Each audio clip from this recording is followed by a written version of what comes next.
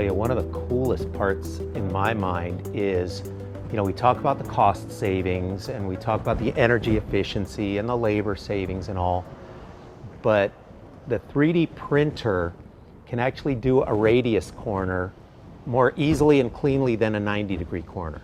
To do a 90-degree corner, it has to stop, reposition, and start again, as opposed to flowing straight through.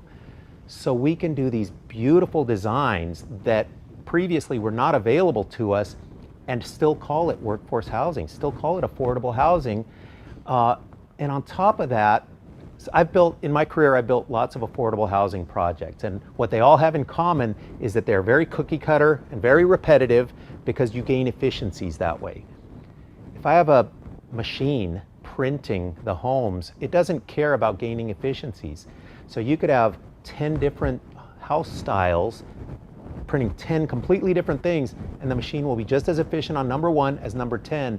So we can bring a real beauty, a real elegance, this organic beauty that was not available to us. It has not been available to us in this industry unless you're talking extremely high-end custom. Now we can bring that extremely high-end custom design and style to a very affordable market at a savings on top of that. What a bonus.